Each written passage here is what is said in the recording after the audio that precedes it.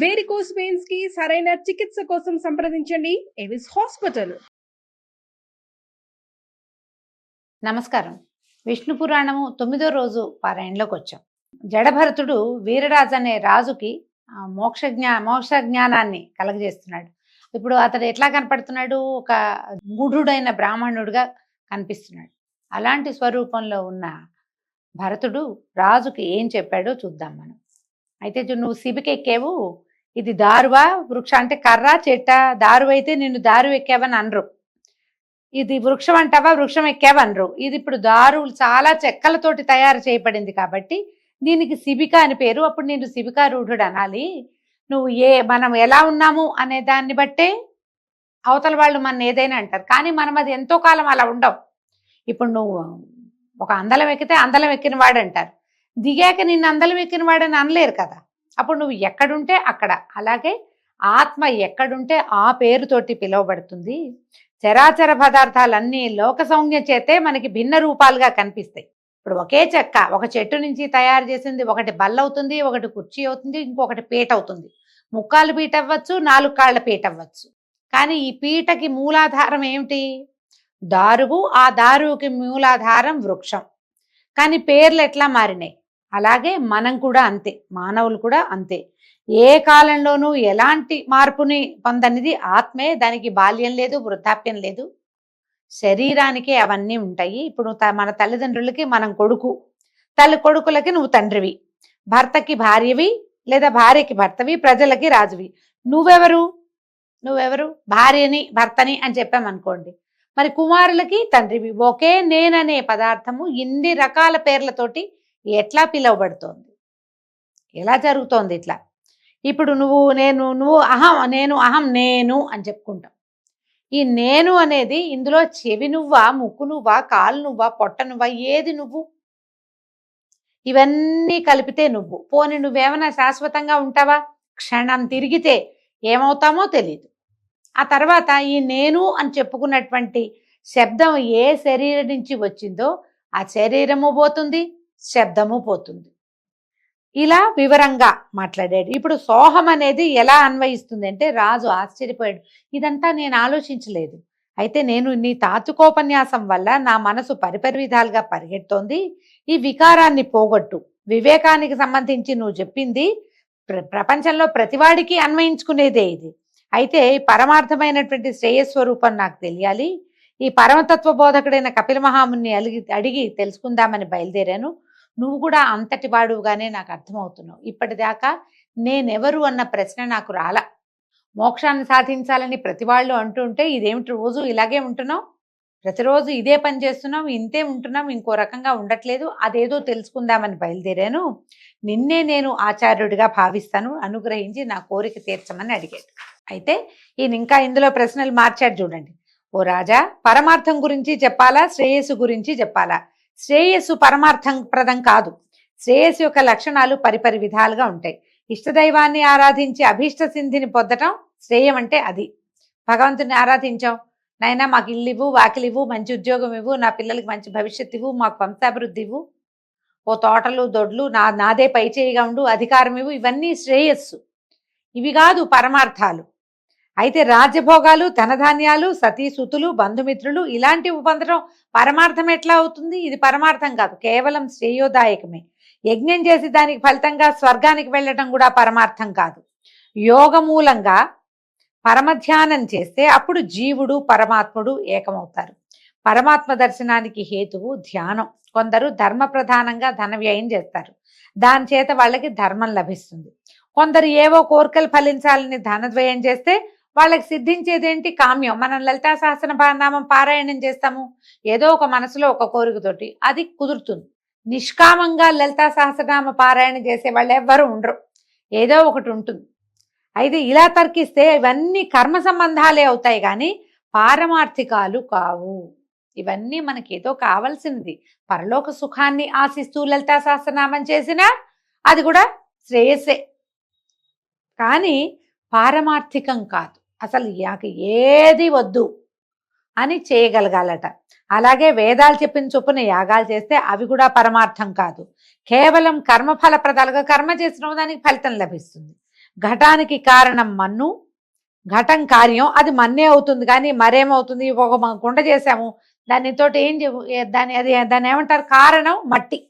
ఆ మట్టితోటి కుండ చేసాం, ఈ కుండ కార్యం అవుతుంది. అది మన్నే అవుతుంది, కానీ కుండ అయితే మాత్రం మట్టి కాదు, మట్టే కదా. కుండ అని పేరు పెట్టాం, కానీ అది దేంతో నిర్మించబడింది, మన్నుతోటే. అది మట్టే, అది మట్టిలోనే కలుస్తుంది. ఈ రీతిగా చేసే యజ్ఞాలు అంతరించేవే గాని స్థిరాలు కావు. మరి వాటిని పరమార్థికాలుగా ఎలా నిర్ణయించగలుగుతాము? దేశకాలాలకు అధీనములై కర్మల వల్ల పట్టే ఫలితాలు నీటి బుడగల్లాగా అంతరించిపోతాయి, కానీ వాటిని పరమార్థ రూపంగా చెప్పలేము. పరమార్థ రహస్యాన్ని సూక్ష్మంగా చెప్తారు. ఇది కొంచెం పెద్ద మ్యాటర్ కదండి, కానీ సూక్ష్మంగా చెప్తానంటున్నారు. పరమార్థ తత్వం నిత్య శుద్ధం, ఒంటరిగా ఉండి అంతటా వ్యాపించి ఉంటుంది. శాశ్వతమైన సుఖస్థితిని కలిగిస్తుంది. కైవల్యమునందు విహరిస్తూ ఉంటుంది. మాయకి అతీతము, నిర్గుణము, జననము మరణము లేనిది. పేరు జాతి తన పెర భేదం లేకుండా అద్వైత రూపంగా ఉంటుంది. వాయువు వేణురంధ్రాలలో షడ్జాది స్వరాల వివిధ గతులతో ఒప్పినట్టుగా ఒక్కొక్కప్పుడు అది భిన్నత్వాన్ని కూడా వహిస్తుంది. ఒకే గాలి చూడండి, ఫ్లూట్లో ఊదితే 36 రకాల గాలి ఏం లేవు, ఒక్క స్వరమే, ఒకటే. అది ఉన్న హోల్స్ నుంచి ఒక్కో దాంట్లో నుంచి ఒక్కొక్క స్వరం లాగా వినపడుతుంది. బ్రహ్మాది భేద రూపాలన్నీ పరమాత్మనివే కానీ వేరుగా చెప్పదగినవి కాదు. బాహ్య అభ్యంతర ప్రవృత్తుల వల్ల ఆ ఏక పదార్థానికి రూపభేదాలు కలుగుతాయి. ఇది పరతత్వము, ఏకరూపం. ఇదంతా విని ఆలోచిస్తున్నాడు ఆయన. ఏదో తెలిసినట్టే ఉంది, ఏమీ తెలియనట్టుగా కూడా ఉంది. అయితే అప్పుడు ఈయన చెప్పాడు, జడభర్తుడు ఒక ఇతిహాసాన్ని చెప్పాడట ఈ అద్వైత బోధకి. బ్రహ్మమానసపుత్రుడు రుభుడు అనే ఆయన, ఆ రుభుడు అనే మునిపుంగవుడు ఉండేవాడట. అతనికి పులస్త్యనందనుడు నిదాఘుడు అనేవాడు శిష్యుడుగా ఉండేవాడు. వాడికి అద్వైత విషయం తప్ప సమస్త సుజ్ఞాన విషయాన్ని ఉపదేశించాడట ఈ రుభుడు అనే ఆయన. తదుపరి పౌలస్త్యుడు గురు శాసనాన్ని అనుసరించి, ఇది నా పులస్త్యుని యొక్క కుమారుడు, ఏం చేశాడట, గృహమేధ అయ్యాడు, వివాహం చేసుకుని గృహస్థ అయ్యాడు. నివాసం దేవికా మహానది తీరంలో ఉన్న వీరనగరానికి వెలుపల ఒక భార్యతో కలిసి ఒక ఉద్యానవనంలో నివసించేవాడు. కొంతకాలానికి ఈ రుభుడు ఏం చేశాడట, అద్వైతం గురించి బోధించడానికి శిష్యుడి దగ్గరకు వచ్చాడు. అదే సమయంలో ఈ నిదాకుడు విశ్వదేవం అనే హోమాన్ని నిర్వహించి వెలుపలకు వచ్చి చాలా కాలం అయ్యేందువల్ల గుర్తించలేకపోయి గురువుగారిని గుర్తుపట్టలేదట. అతిథి అనుకుని సాదరంగా ఆహ్వానించి అర్ఘ్యం పాద్యం ఇచ్చి, ఆయన వంట అయింది, అలసిపోయినట్టు కనిపిస్తున్నారు, భోజనం చేయొచ్చు అంటే అడిగాడు, భోజనం చేయండి అని అడిగేసరి కల్లా ఆ రుహుడు అన్నట, నేను నీచమైన పదార్థాలు తిన్ను, ఇప్పుడు సిద్ధంగా ఉన్న ఆహార పదార్థాలు ఏమిటో చెప్పు, మీ ఇంట్లో ఏముండారో చెప్పమన్నాడు. ఈయన కమ్మని వాసన కలిగిన పదార్థాలు, రస పదార్థాలు, దోశలు, మినపగార్లు, గోధుమ పిండి వంటలు ఉన్నాయని నిదాకుడు చెప్పేట. అప్పుడు ఈ రుహుడేమన్నాడు, నువ్వు చెప్పినవన్నీ నాకు ఇష్టం లేవు, మంచి మృష్టాన్నాలు లేకపోతే నేను ఆరగించను, ఇవన్నీ చప్పటివి, ఇవి నేను తిన్ను అంటే. సరే ఏమన్నాడు, నిదాకుడు భార్యని పిలిచి, అబ్బాయి చూడు, ఈయనకి ఇష్టమయ్యేలాగా రుచికరమైన పదార్థాలు ఉండు, ఈ చప్పటివి కమ్మటివి కాకుండా అని చెప్పేసరికల్లా ఈవిడ ఏం చేసిందట, మళ్ళీ వంట చేసి భర్తకి ఆయనకి చక్కగా రుచికరమైన వంటని వడ్డించిందట. అప్పుడు ఈయన నిదాకుడు అడిగాడు, అయ్యా ఆహార పదార్థాలన్నీ నచ్చాయా, మీకు బడలికి తీరిందా, ఆకలి తీరిందా, మీరు ఎక్కడి నుంచి వచ్చారు, ఎక్కడికి వెళ్ళబోతున్నారు, మీ నివాసం ఎక్కడండి అన్నప్పుడు ఈయన రుభుడు చెప్పాడట గురువు చిరునవ్వుతో, భరించరాని ఆకలితో ఉన్నవాడికి ఆహారం తృప్తి కలిగిస్తుంది కదా, మనకు చచ్చేలా ఆకలిస్తుంది, అప్పుడు ఆహారం రుచి. ఆకలి లేని వాడికి ఆహారం ఏమిటి, తృప్తి ఏమిటి, నాకు ఆ రెండింటి సంబంధం ఎప్పుడూ లేదు. పృథివీ వలన కలిగిన ధాతు సమూహాన్ని, జలమును జఠరాగ్ని దహిస్తుంది. ఆకలి దాహం దేహధర్మాలు, ఆ వికారాలు నాకు ముందెప్పుడూ లేవు, ఇప్పుడు లేవు, కనుక నాకు తృప్తి అనేది ఎప్పుడు తృప్తిగానే ఉంటాను నేను. దీనివల్ల పెరిగింది, దానివల్ల తగ్గింది ఏముండదు. తుష్టి పుష్టి అనేవి చిత్తధర్మాలు, విశిష్ట చిత్తులైన వాళ్ళని అడుగు, వాటిని వివరించి చెప్తారు, అవి పరమాత్మకి ఉండవు, అంతా ఒకటే సారం, ఇది రుచి అరుచి అలాంటివి ఏమి ఉండవన్నాడు. ఇక నువ్వు నేను మిత్రుడు శత్రుడు అనే విచక్షణ లేక సర్వము అచ్యుత స్వరూపం అనేలాగా ప్రవర్తించు, ఐహిక వాంఛలకు మనసు ఇయ్యకు అని చెప్పగా నిదాకుడు అడిగేటట, అయ్యా నువ్వెవరు, నీ పేరేమిటని అడిగితే, ఓరి నేను నీ గురువుని, నిదాయమైన రుభుడని, ఆత్మతత్వాన్ని ఉపదేశించాను, సుఖివై ఉండు అని రుభుడు వెళ్ళిపోయాడు. ఆ విధంగా నిదాకుడు నిదానంగా గురువుగారు చెప్పిన విధంగా ప్రవర్తించి ముక్తుడయ్యాడట. అంటే ఏం చేశాడు, సర్వాంతర్యామి భగవంతుడు సర్వాంతర్యామిని గ్రహించి బంధువని శత్రువని లేక సమాన బుద్ధిగా ప్రవర్తించి ముక్తుడయ్యాట. అప్పుడు ఈయన చెప్తున్నాడు జడభరతుడు వీరరాజుకి, నువ్వు కూడా అలా ప్రవర్తించు అని జడభరతుడు చెప్పగా రాజు బ్రహ్మతత్వ జ్ఞాని అయి ప్రవర్తించి విష్ణు సాయుధ్యాన్ని పొందాడు. జడభరతుడు ఆ జన్మలోనే ఆత్మతత్వ జ్ఞాన బలంతో ముక్తి పొందాడు. ఈ జడభరతోపాఖ్యానం చదివినా విన్నా మోహభ్రాంతులకు చిక్కక ఆత్మజ్ఞానం కలిగి చరితార్థులవుతారు. ఇది విశేషమైన గాథండి, కొంచెం నిదానంగా వినవలసింది. ఇందులో కథ కంటే పరతత్వ జ్ఞాన బోధ ఎక్కువగా ఉంది. మనము శీతోష్ణాదులు అబ్బా చలిగా ఉందని వేడి నీళ్ళ స్నానం, అబ్బా వేడిగా ఉందని చన్నీళ్ళ స్నానం చేస్తాం. రుచిగా లేదని పదార్థాలు వదిలేస్తాం. ఇందులో ఉప్పు ఎక్కువ, ఇందులో ఉప్పు తక్కువ, ఇలాంటి ఆలోచనలు చేస్తాం. అసలు రుచి అన్నది పాటించద్దు. స్వపరభేదం లేకుండా ఉండాలి. నేలైనా ఎక్కడైనా సరే ఒకటే రకంగా ప్రవర్తించగలిగితేనే మనకి ఆత్మతత్వాన్ని అర్థం చేసుకోగలుగుతాం. అది చెప్తున్నారు. ఇవి పెద్ద విషయం. ఇలా చెప్తున్నారు. మనం అలా ఎలా ఉంటామండి అనిపిస్తుంది వెంటనే. మనకి నోటికి చేదుగా అనిపిస్తే ఉమ్మేస్తాం, వెంటనే చిచ్చిచి అనుకుంటాం, వీళ్ళకి వంట రాదనుకుంటాం. ముందు విమర్శ మానేయాలి. అక్కడి నుంచి మెల్లిగా పరతత్వమో ఆత్మతత్వమో జ్ఞానమో ఏమిటో వస్తాయి. అవన్నీ రావాలంటే ముందు మనకు ఉండవలసింది ఏంటంటే సంయమనం కావాలి. దేనికి ఎక్కువగా స్పందించకూడదు, అక్కడ మొదలు పెట్టాలట. అయితే ఇంకేం చెప్పమంటావో అని పరాశరుడు అడిగేసరికల్లా మైత్రేయుడు ఇట్లా అన్నాడు. మన్వంతరాలు, మనుపుత్రులు, దేవతలు, సప్త ఋషులు, ఆ కాలాలలో ఇంద్రులు, వాటి చరిత్రలు చెప్పమని అడిగాడు. గడిచినవి రానున్నవి అయినటువంటి చతుర్దశ మన్వంతరాల చరిత్ర చెప్తామంటున్నారు. ఏమిటో ఇది చాలా విశేషంగా ఉంటాయండి. స్వయంభువ, స్వారోచిష, ఉత్తమ, తామస, రైవతక, చాక్షుషాలనే 6 మన్వంతరాలు చెల్లిపోయినాయి. స్వయంభువము, స్వారోచిషము, ఉత్తమము, తామసము, రైవతకము, చాక్షుషము ఇవి వెళ్ళిపోయినాయి. ఇప్పుడు వర్తమానం వైవస్వత మన్వంతరము. రోజు నిత్య పూజకి ఎవరైతే సంకల్పం చెప్పుకుంటారో వైవస్వత మన్వంతరే అని చెప్పుకుంటాం. మనం ఉన్న మన్వంతరం పేరు వైవస్వతము. కల్పాంత కథల వల్ల స్వయంభువ మన్వంతర చరిత్ర నువ్వు విన్నావు. ఇప్పుడు స్వారోచిష మన్వంతర కథ చెప్తానని చెప్తున్నారు. స్వారోచిషం అంటే 2వ మన్వంతరం. మన ముందున్న మన్వంతరం ముందు చాలా ముందుంది, దాని గురించి చెప్తానంటున్నారు. ఇప్పుడు ఇంద్రులు మారిపోతారండి ప్రతి మన్వంతరానికి. దీనికి చెప్తున్నారు. స్వారోచిష మన్వంతరంలో పాండవాదులు సురలు, వాళ్ళు దేవతలట. విపస్నిప్తుడు అనేవాడు ఇంద్రుడిగా ఉన్నాడు. ప్రాణవాత, అగ్నివృష, స్వరస్తంభక, ఊర్జకులు అనేవారు సప్తర్షులుగా ఉండేవాళ్ళు. ఋషులు మారిపోతారు మన్వంతరంలో. ఆ చైత్ర, చిత్ర, మదన, కింపురుషాదులు ఆ మనువు యొక్క కొడుకులుగా ఉండేవారట. ఉత్తమ మన్వంతరంలో తర్వాత మన్వంతరం సంగతి చెప్తున్నారు. సుశాంకుడు అనేవాడు ఇంద్రుడు. సుధాముడు మొదలైన 12 గణాదులు దేవతలుగా ఉన్నారు. మునుపు ఇంతకుముందు చెప్పారు వశిష్ఠ నందనులు 7 సప్తమహర్షులుగా ఉన్నారు. 4వ మనువు తమసుడు, అతని మన్వంతరంలో శిబి ఇంద్రుడుగా ఉన్నాడు.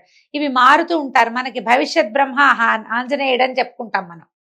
భవిష్యత్తులో బ్రహ్మదేవుడు ఎవరంటే మనకి ఆంజనేయుడు భవిష్యత్ బ్రహ్మ.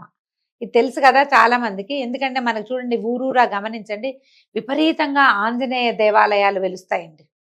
ఆయన భవిష్యత్ బ్రహ్మ అవటం వల్లే ప్రతి చోట ఆయనకు ఒక దేవాలయం, రోడ్డు మీద నుంచుని కనపడతాడు ఆంజనేయుడు. ఏమీ ఉండదు, ఒక గుడి గోపురంగా ఉండదు. ఒక విగ్రహ ప్రతిష్టాపన చేస్తారు, కొబ్బరికాయలు కొడితే కొట్టినట్టు లేకపోతే లేనట్టు, ఎవరైనా సింధూరం రాస్తే రాసినట్టు లేకపోతే లేనట్టు. పూజాధికాలు లేకుండా కూడా ఆంజనేయుడు వెలవటం విశేషంగా కనపడుతుంది మనకి. రాబోయే అంటే మన్వంతరంలో భవిష్యత్తుకి బ్రహ్మ ఆంజనేయుడట. అట్లాగే ప్రతి మన్వంతరంలోనూ ఇంద్రుడు, బ్రహ్మ వీళ్ళందరూ మారుతూ ఉంటారనమాట. ఇక్కడ 4వ మనువు తమసుడు, అతని మన్వంతరంలో శిబి అనే చక్రవర్తి కథలు చెప్పుకున్నాం మనం. ఆ శిబి చక్రవర్తి ఇంద్రుడుగా ఉంటాడు. హరసత్య రూపాదులు సురలు. తర్వాత కావ్య, చైత్ర, పృథుకావ్య, వర్ణ, అగ్ని, పీవర, జ్యోతి ధాతువులే సప్తర్షులుగా మారుతారు. ఖ్యాతిజ, అనుజంఘాదులు ఆ మనువు యొక్క కొడుకులుగా ఉంటారు. వాళ్ళు ధర్మాత్ములు, అనేక క్రతువులు చేసిన వారుగా ఉన్నారు. తర్వాత రైవత మన్వంతరంలో విభుడు అనేవాడు ఇంద్రుడు. అమితాభులు దేవతగణాలు. తర్వాత ఊర్ధ్వబాహుడు, దేవబాహుడు, హిరణ్యరోముడు, వేదవంశుడు, ధామకుడు, శ్రీమంతుడు, పర్జన్యుడు అనేవాళ్ళు సప్తర్షులుగా కనిపిస్తారు. బలబంధువు మొదలైనటువంటి భుజబలశాలులు మనునందనులుగా కనపడతారు. మనువు యొక్క సంతానమే కదా ప్రజోత్పత్తి చేసిన వాళ్ళు.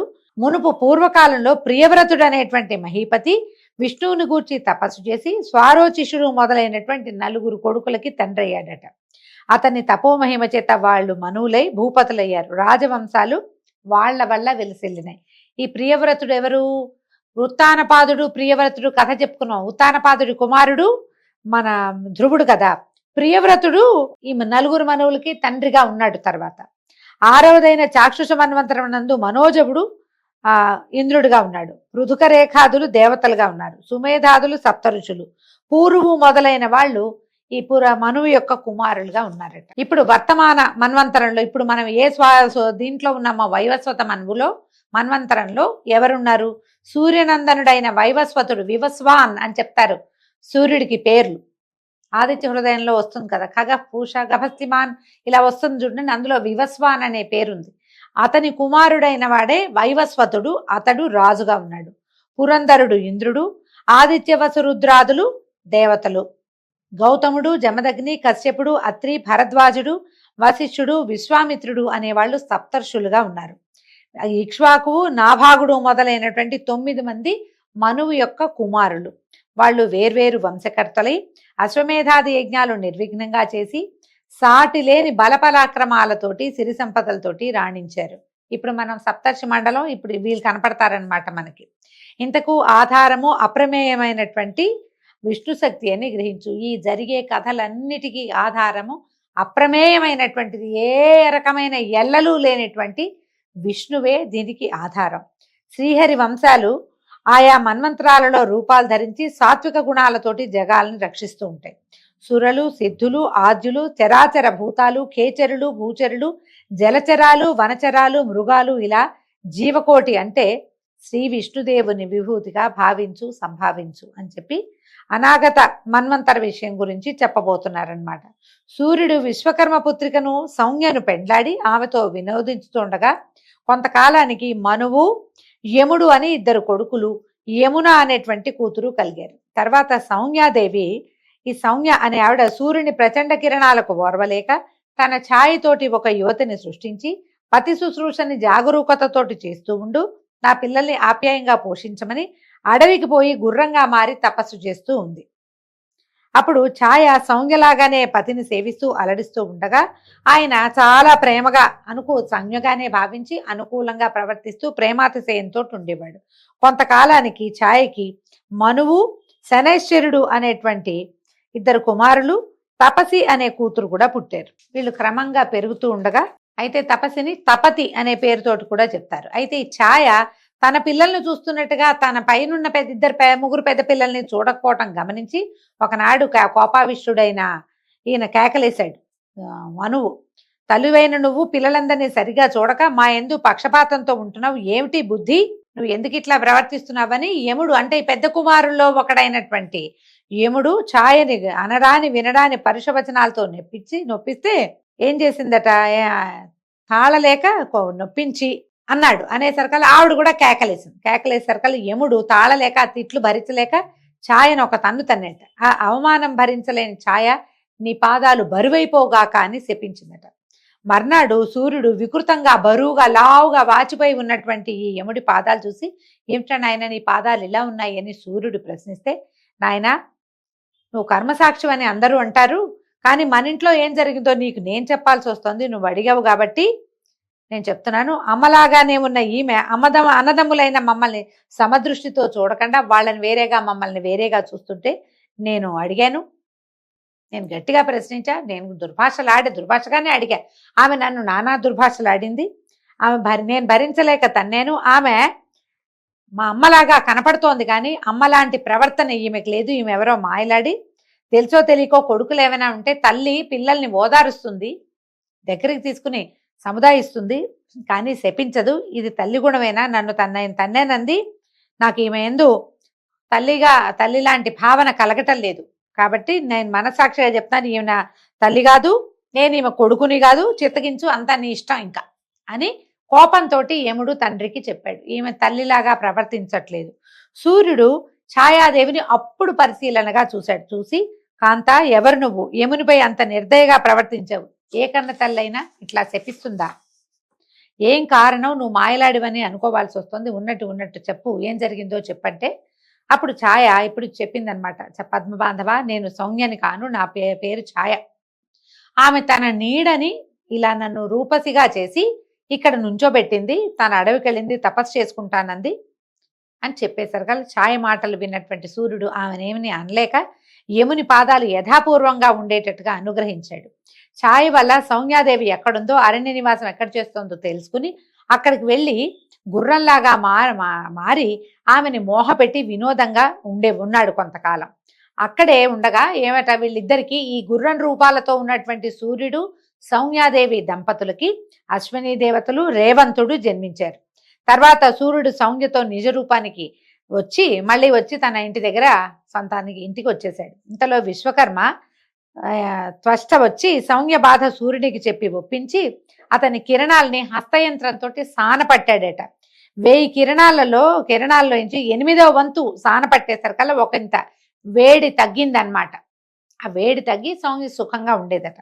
తర్వాత విశ్వకర్మ సానపట్టినప్పుడు ఏం చేశాడట, ఆ సానపట్టిన సూర్యకిరణాల రజనుతోటి శివునకు త్రిశూలము, విష్ణువుకి చక్రము, కుబేరుడికి ఖడ్గము, కుమారుడికి అంటే కుమారస్వామికి శక్తి, వివిధ ఆయుధాలు ఆయా దేవతలకి రూపొందించి ఇచ్చాడు. ఈ విధంగా వైష్ణవ తేజస్సు ఆయా దశలలో పలు విధాలుగా భాసిస్తూ ఉంది. కొంతకాలానికి సూర్యుని వలన సౌమ్యకు ఒక కుమారుడు ఛాయాశక్తితో సహా కలిగాడట.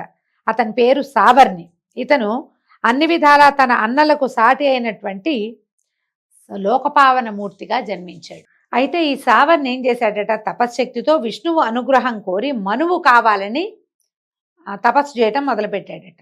రసాతలాధిపతి అయి ఉన్నటువంటి బలి ఇంద్ర పదవి కోసం వాసుదేవుణ్ణి ఆరాధిస్తున్నాడు. సుతపాది 20 గణాలు దేవగణాలు కావాలని తపస్సు చేస్తున్నారు. గాలవుడు, దీప్తిమంతుడు, పరశురాముడు, కృపాచార్యుడు, అశ్వత్థామ, కృష్ణద్వైపాయనుడు, ఋష్యశృంగుడు, సప్తమహర్షులు, నిర్మోహుడు, వీరబాహుడు మునగున్న వారు రాజులవుతారు. వాళ్ళు సావర్ణి కొడుకులు. ఇలాగా ఆ మన్వంతరం గడిచిన తర్వాత దక్ష సావర్ణి మన్వంతరం ప్రారంభం అవుతుంది. ఆ సావర్ణంలో మహావీరుడు అనేవాడు ఇంద్రుడు. ధార, మరీచి, సుధర్మ గర్భాదులు దేవగణాలుగా ఉంటారు. సవనుడు, భవ్యుడు, ధర్ముడు, ద్యుతిమంతుడు, దీప్తి, మేఘుడు, దీప్తకుడు, జ్యోతిష్మతి అనేవాళ్ళు సప్తర్షులుగా ఉంటారు. దివ్యకేతువు, మహాకేతువు మొదలైన ఆ మనువు కొడుకులు రాజులవుతారట. తదాదిగా బ్రహ్మసావర్ణి మంత్రం వస్తుంది. ఇంకా ఎన్ని మన్వంతరాలు మారతాయో చూడండి. దాని యందు శాంతి అనేవాడు ఇంద్రుడుగా, సుఖాత్ముడు, ధర్మాదులు 100 సురలుగా దేవులుగా ఉంటారట. సహ్యుడు, నాభాగుడు, సంతుక్తి, సత్యకేతువు మొదలుగా 7 ఋషులు, సుక్షేత్ర ప్రముఖులు, బ్రహ్మసావర్ణి కొడుకులు 10 మంది పరిపాలకులు అవుతారు. ప్రతి మన్వంతరంలోనూ ఇలా ఇంద్రుడు మారతాడు, మనువులు మారతారు, మను కుమారులు మారతారు, దేవతలు మారతారు, సప్తర్షులు మారుతూ ఉంటారు. తదాదిగా విష్ణు సావర్ణి మన్వంతరం, తర్వాత రుద్ర సావర్ణి మన్వంతరం వస్తుంది. ఈ విధంగా మనకి మన్వంతరాలు తిరుగుతుంటే మన్వంతరాలని బట్టి వీళ్ళందరూ మారటంతో మనం ఇప్పుడు వైవస్వత మన్వంతరే, కలియుగే ప్రథమ పాదే, జంబూద్వీపే, భరతవర్షే, భరతఖండే అని చెప్పుకుంటాం.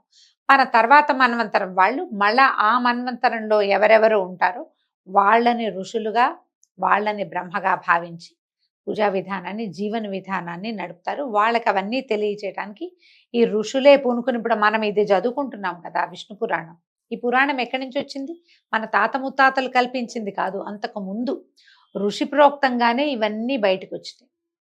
ఎవరైతే సప్తర్షులుగా ఉంటారో వాళ్ళల్లో ఒకరిద్దరు దేనికి పూనుకుని భూమి మీద జన్మించినటువంటి ప్రజాపతుల సంతానానికి జ్ఞానబోధ చేస్తారు, కర్మలన్నీ బోధిస్తారు, యజ్ఞయాగాదులు నియమనం చేస్తారు.